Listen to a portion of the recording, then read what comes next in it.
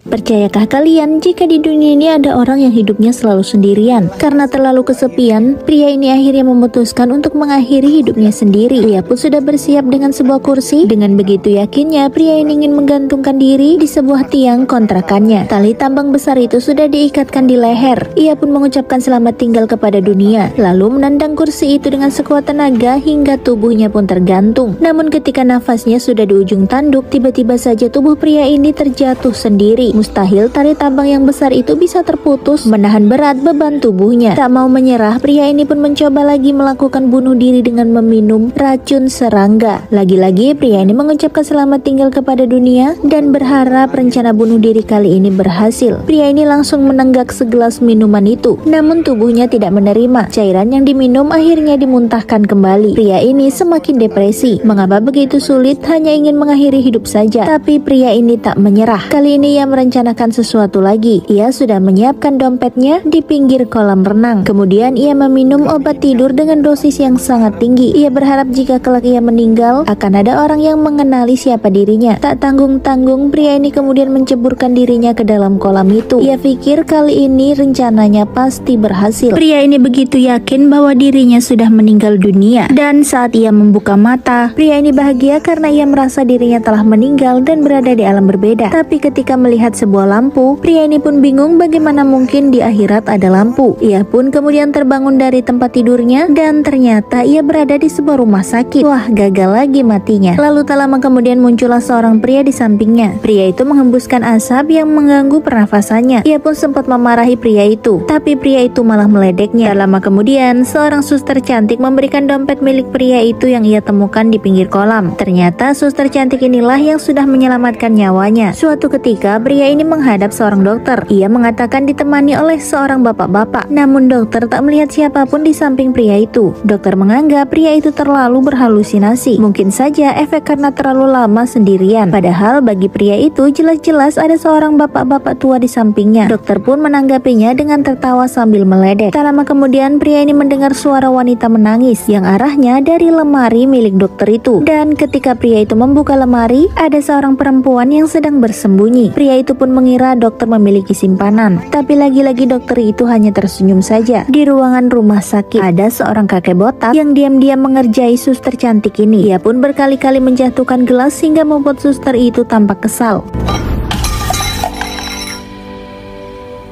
Suster mengira itu adalah kerjaan si pria yang jahil. Namun pria ini juga tak percaya jika banyak orang berkeliaran di sekitarnya, namun hanya ia saja yang bisa melihat. Bahkan anehnya lagi, ketiga orang ini bisa terbang melayang seperti kupu-kupu. Padahal mereka bertiga tidak mempunyai sayap. Tak lama kemudian melintaslah seorang anak kecil di antara mereka. Pria itu pun memanggil anak kecil itu apakah juga melihat mereka. Mengejutkan, si anak kecil itu malah ikut-ikutan terbang. Pria ini pun sangat bingung dan spontan mengatakan apakah mereka semua hantu. Pulang dari rumah sakit, keempat hantu itu terus mengikuti pria ini. Bahkan 3 di antaranya malah nemplok di punggung pria itu. Sedangkan si hantu anak kecil menuntun di sampingnya. Orang-orang awam melihat pria ini seperti sakit pinggang karena tak ada yang bisa melihat makhluk-makhluk itu kecuali dirinya sendiri. Hingga sampailah ia di apartemen. Sialnya pemilik apartemen mencegatnya serta meminta uang sewa. Tapi beruntungnya hantu kakek pelontos ini membantu pria itu. Dan kali ini ia lolos dari tagihan maut si ibu pemilik apartemen. Dia itu mengucapkan terima kasih, lalu menyuruh keempat hantu itu agar pergi dari apartemennya. Namun mereka tetap tak mau pergi dan tinggal di sana. Hal itu membuat pria ini pun menjadi kesal. Apa sebenarnya yang mereka inginkan dan mengapa tak mau pergi? Lita, saya kuat loh. Bukan. Namun seiring berjalannya waktu, pria itu bisa menerima kehadiran 4 hantu di sekitarnya, bahkan menjadikan mereka sebagai teman dan tak kesepian lagi. Namun tentu saja, kehadiran mereka kerap membawa masalah di kehidupan pria ini. Hal itu membuat pria ini semakin kesal dengan para hantu-hantu itu dan ingin agar hantu-hantu itu pergi dari kehidupannya. Mereka semua kemudian mengajukan persyaratan dan jika dipenuhi, mereka semua akan pergi dari kehidupan pria ini. Hantu kecil ini mempunyai permintaan yang diajukan kepada pria itu, di mana ia ingin bermain sepatu roda. Namun harus ada si suster cantik yang menemaninya. Pria itu pun mengabulkan permintaan si hantu kecil. Pria ini berpura-pura bisa bermain sepatu roda, bahkan ingin mengajari suster itu. Padahal sebenarnya ia tak bisa bermain sepatu roda dan semuanya adalah berkat bantuan si hantu kecil ini. Mereka pun kemudian bermain sepatu roda bersama-sama. Usai bermain sepatu roda, hari sudah mulai gelap. Namun hantu anak kecil itu masih mempunyai permintaan lagi. Ia pun kemudian menarik pria ini dan mengajaknya berkeliling mencari penjual gulali. Tak lama kemudian mereka pun melihat penjual gulali itu. Tanpa basa-basi, mereka pun langsung memesan gulali itu dengan jumlah yang sangat banyak. Pria itu pun mengatakan bahwa dirinya sudah sangat kenyang, lalu mengajak si hantu kecil itu pun untuk segera pulang ke rumah. Yuk.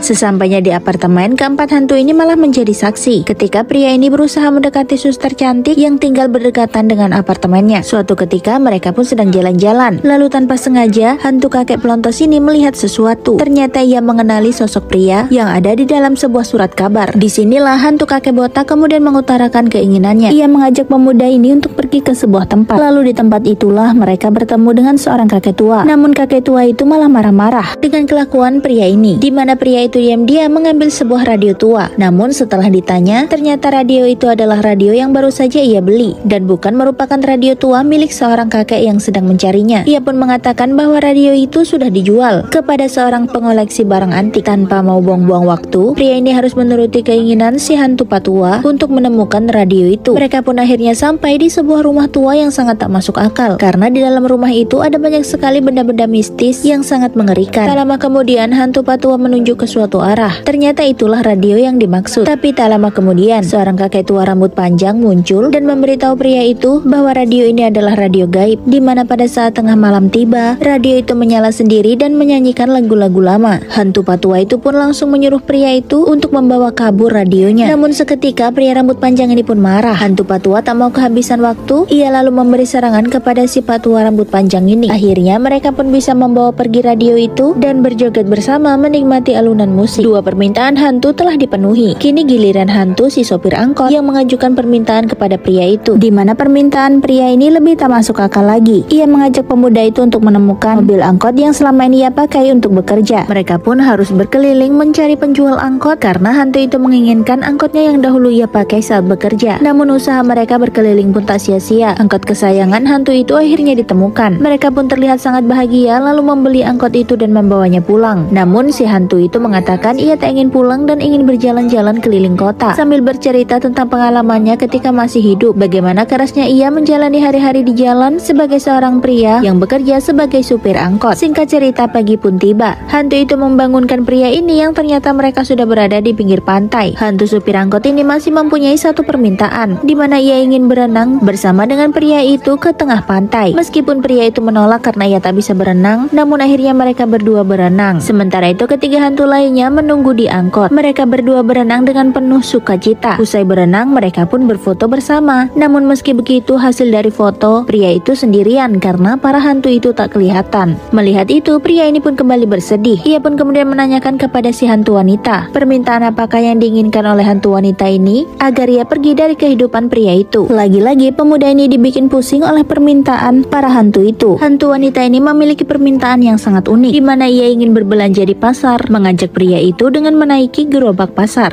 Wah, seger-seger banget daunnya. Wangi banget daun kemanginya.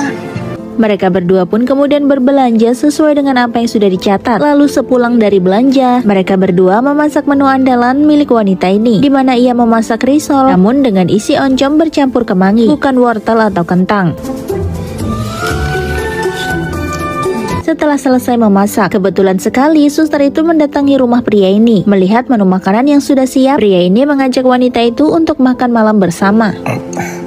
Kamu mau makan malam sama? Namun ketika mereka sedang makan malam bersama, suster itu melihat beberapa piring yang disediakan begitu banyak, seolah-olah pria itu sedang mempersiapkan makan malam bersama dengan keluarganya. Melihat itu, wanita ini pun menjadi kecewa karena ia menganggap pria ini masih saja berhalusinasi, mempunyai banyak teman dan keluarga, serta berpura-pura tidak kesepian, padahal sebenarnya ia hidup seorang diri. Suster ini pun mengutarakan kekecewaannya, lalu memutuskan pergi untuk meninggalkan makan malam itu. Pria itu terlihat sangat kesal, sementara para hantu itu hanya diam saja. saja. Ia menganggap semenjak kehadiran para hantu, hidupnya semakin berantakan. Tak ada pilihan lain. Ia pun bersikeras untuk mengusir hantu itu dari rumahnya. Dan kini pemuda ini hidup sendirian. Ia kembali lagi ke situasi semula, yaitu selalu kesepian. Sempat terlintas di pikiran pemuda ini, ia ingin melakukan kembali bunuh diri. Namun bayang-bayang sesosok wanita yang selalu menghantui pikirannya, yaitu suster cantik tetangga apartemennya, membuatnya kembali berpikir ulang untuk melakukan bunuh diri. Keesokan harinya pemuda ini pun memberanikan diri kembali menemui suster cantik itu. Sambil membawa satu bekal makanan, ia ingin mengajak suster cantik itu makan siang bersama. Kemudian duduklah mereka berdua di taman rumah sakit tempat suster cantik itu bekerja. Dan di saat inilah pemuda itu mengungkapkan semua perasaannya, hingga membuat wanita ini pun tersipu malu dan mengungkapkan juga perasaannya kepada pemuda itu. Di saat keduanya sedang asik di mabuk asmara, pemuda ini mengajak wanita pujaannya untuk mencicipi makanan yang ia masak malam tadi. Namun saat mencicipi makanan itu, wanita cantik ini merasa sangat aneh karena baru kali ini ia memakan risol yang isinya terbuat dari oncom dan kemangi, karena biasanya risol itu berisi wortel dan juga kentang. Lalu pemuda itu pun menjawab, ibunya dulu pernah mengatakan bahwa makanan itu sangat sehat bagi jantung. Tiba-tiba saja ia mengingat sesuatu, di mana saat pemuda ini masih kecil, ibunya kerap kali membuatkannya masakan seperti yang ia makan saat ini. Ia juga ingat dulu ibunya kerap mengajaknya ke pasar menaiki gerobak pasar. Pemuda ini pun baru menyadari bahwa ternyata hantu wanita yang mengajaknya memasak ternyata adalah ibu kandungnya. Tanpa permisi sambil menangis, pemuda ini pun berlari. Ia kemudian juga mengingat bahwa sosok hantu kecil yang mengajarinya bermain sepatu roda itu juga merupakan kakak kandungnya. Lalu sosok patua botak ini ternyata adalah kakeknya. Dan satu lagi, hantu si supir angkot yang selama ini selalu ia marah-marahi ternyata adalah ayah kandungnya. Sampai lagi.